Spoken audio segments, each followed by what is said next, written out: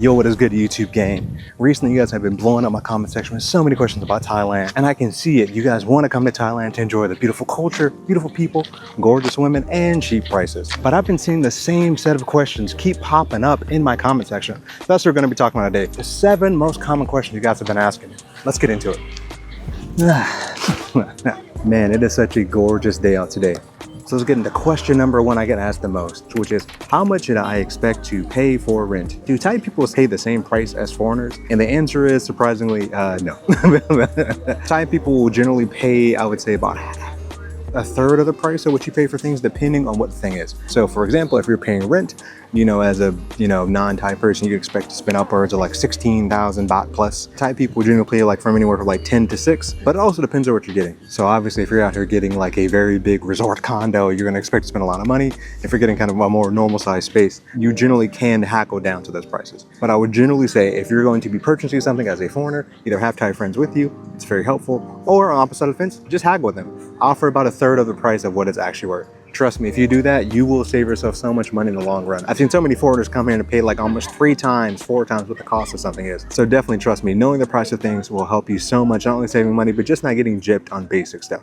The next one, and this is one I get asked weirdly a lot, which is, how do you actually pay for things in Thailand? So this is something you may not really think about until you get here, but trust me, having money and also being able to spend it is 2 things that are very important here. So for Thai people, obviously, they have Thai bank accounts, so they can do something called scan pay, which is essentially most shops you ever go to, they'll have like a QR code system.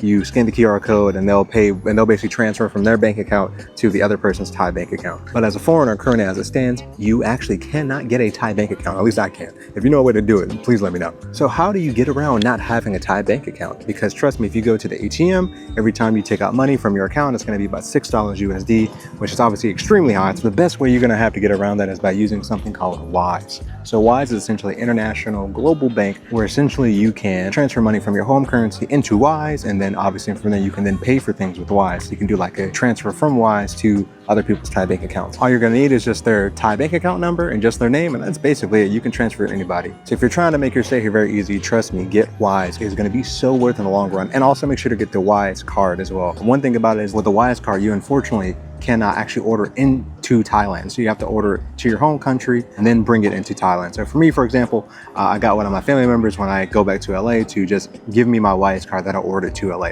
But trust me, it is going to make your life here so much easier. If you're like me, for example, and you're traveling internationally all the time, I may not be in town to bring out cash to pay my rent, and I can just send electronically my rent to my landlord and boom, I'm done and ready to go. The next is food. So people always ask me, is Thai food good? Yes, it is very, very good. But in the case that you ever want other types of food, you may be slightly disappointed. And what I mean by that is depending on kind of the area you're at. For example, I am in Phuket. So here we have, I would say, pretty much the most diverse set of people. We have Russians, we have Thai people, we have Myanmar, we have Vietnamese, we have Singapore, just everybody's in Phuket. It's one of the biggest tourist places in the world. So people come here all the time, and so we have a lot of different cuisines that come here. But if you're in somewhere like Bangkok, it may be a little bit more just Thai and Japanese. I think that is one thing you can definitely expect here, that, if you're looking for for maybe American food because you miss it or whatever, you're not going to find much of it. And if you do, it's going to be really expensive and generally not as good as in America. That's just from my experience. For me personally, I don't even like American food that much, so I actually prefer Thai food.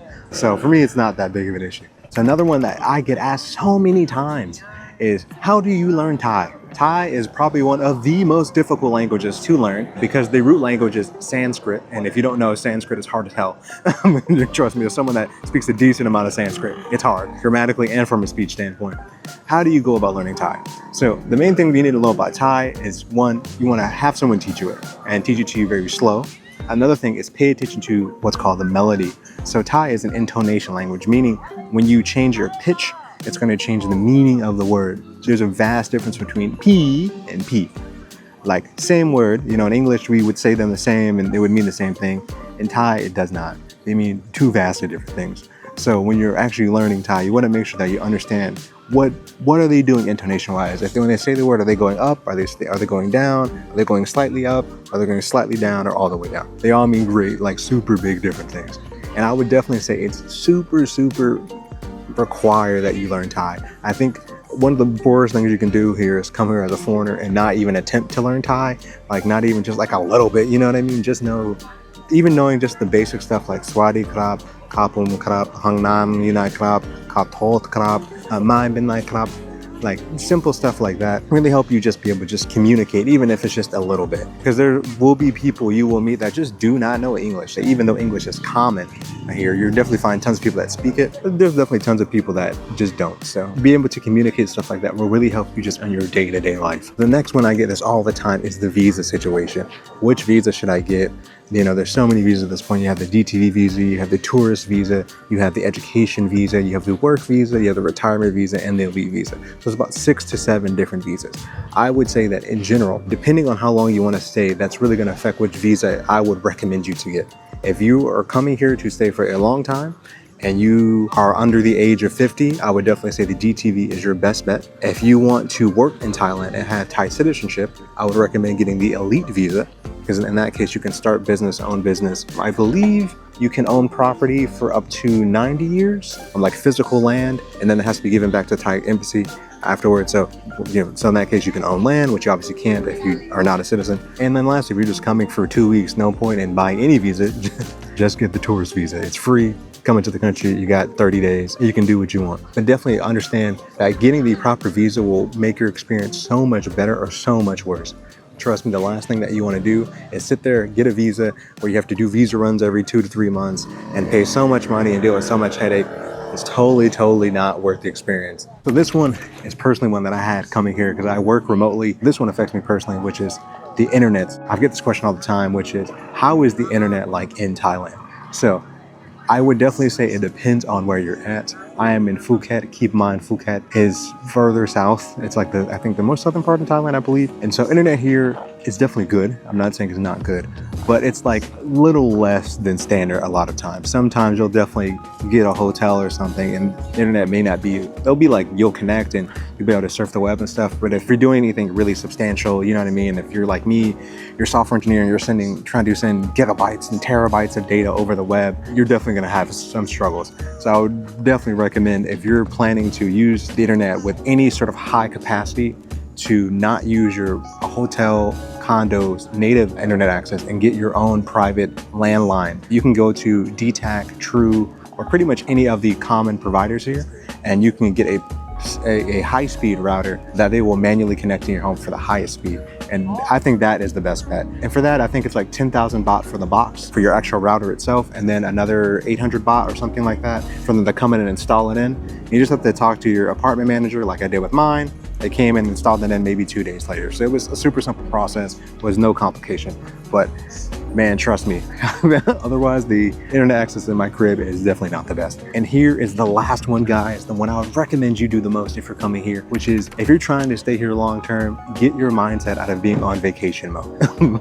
I see so many people here come here and have like 5,000 USD and think they're gonna be able to survive for like a year and a half, at 5,000. Like, you're not, you know what I mean?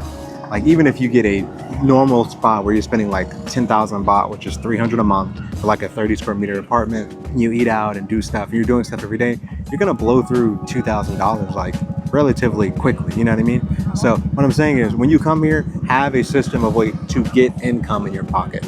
Meaning you have some monthly income coming in. Doesn't have to be a substantial amount, but just 2,000 USD to 3,000 USD a month is good. That's basically minimum wage. If you have that, you can do pretty much anything you want here with no problem. And that way you don't have to be calling your mom telling her to wire you money so you can get back home. Man, look at the sunset. It's so pretty today, huh? I swear, been in Thailand too long, you end up saying that shit all the time. You always throw a nah or cop in front of everything, or cop. Anyways, guys, that ends it for us today's video. If you guys want more videos like this, make sure you hit that subscribe button, hit that like button. Also, if you're interested in learning how to code to get that high income skill so you can stay in Thailand, live for free, and have money in your bank account, make sure to check out the description down below and shoot me an email. And with that being said, guys, I'll see you guys next time. Bye.